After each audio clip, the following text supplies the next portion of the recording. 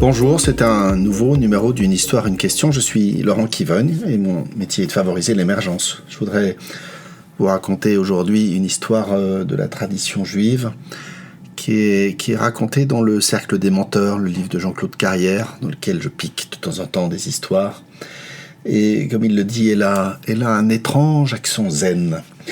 C'est un étudiant qui va voir un vieux rabbin et qui lui dit « Écoute, j'ai pris une décision, j'ai bien réfléchi, j'ai décidé de mourir. Ce n'est pas une solution, lui dit le rabbin. » Le jeune homme s'en va, impressionné par les paroles de l'homme, qui a la parole rare, qui ne s'est pas étendue, et il réfléchit. Et pendant ce temps-là, il ne se passe pas à l'acte, comme on dit dans mon métier.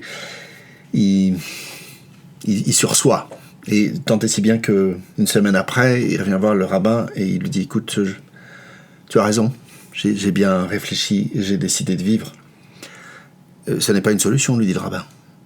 Il dit « Mais qu'est-ce que ça veut dire ? Tu m'as dit que... Il y a une semaine, je t'ai dit que je voulais mourir, tu m'as dit que c'était pas une solution. Et maintenant, tu me dis que vivre, c'est pas une solution. Mais alors, c'est quoi la solution ?» Et là, le rabbin le regarde et lui dit « Mais parce que tu crois qu'il y a une solution ?» Voilà, c'est la fin de cette histoire.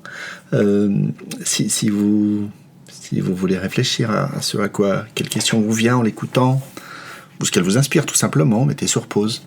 On se retrouve de l'autre côté. Quant à moi, il me semble en avoir déjà parlé, c'est cette histoire de solution. Je suis issu je suis une formation d'ingénieur, donc je suis issu d'une tradition où chaque problème reçoit une solution et même chaque situation est problématisée, comme on dit dans les bons devoirs. Et en effet, le milieu scolaire a ceci de particulier que tout ce qu'on vous donne a une solution. Il n'y a pas d'exercice, ou alors c'est une anomalie, un exercice qui n'a pas de solution, qui vous met donc en échec. Ça n'existe pas à l'école. Personne ne donne jamais des exercices sans solution. Moi, j'ai eu la chance de tomber sur un exercice sans solution pendant mon examen d'entrée à l'IX. Et la prof de maths m'avait donné un problème insoluble. Et j'ai eu la deuxième chance, deuxième effet qui se coule, de m'en apercevoir et de réussir à lui montrer. Et troisième chance, d'être tombé sur quelqu'un de compréhensif.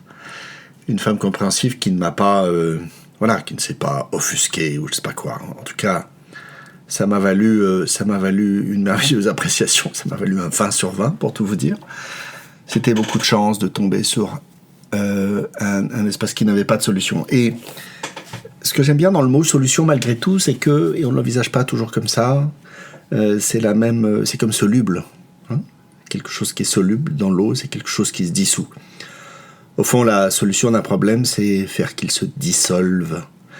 Dans mon métier d'accompagnement, d'ailleurs, on ne résout pas au sens mécanique, on ne trouve pas une solution au sens... On ne trouve pas un antidote, on ne trouve pas la pièce manquante qu'on trouverait en mécanique, on ne trouve pas le médicament qui soigne. C'est simplement qu'à un moment, il n'y a plus de problème. Le problème s'est dissous, voire même les gens l'ont oublié. Ah oui, j'avais peur de parler en public, par exemple. Et maintenant, je n'ai plus peur. Comment ça s'est produit ? Je ne sais pas. Voilà. Ça me fait penser à Clémenceau qui disait que quand je reçois un dossier urgent, je le mets dans mon tiroir et 3 semaines après, il n'est plus urgent. Alors, laissant penser que les problèmes ont une solution, au sens se dissolvent naturellement. Et moi j'aime bien cette idée que, bien que je peine parfois à l'appliquer dans ma propre vie, que les problèmes n'ont pas forcément de clés, mais ont des solutions. Voilà, et donc la question, à quoi je m'échine jour après jour ? Qu'est-ce que je m'échine à résoudre ? Quels antidotes je cherche ? Quelles pièces mécaniques je cherche ? Quelles clés je cherche ? Alors que les problèmes que je rencontre vont simplement trouver une solution et se dissoudre. Voilà, c'est la fin de ce numéro. Cliquez, partagez, à bientôt.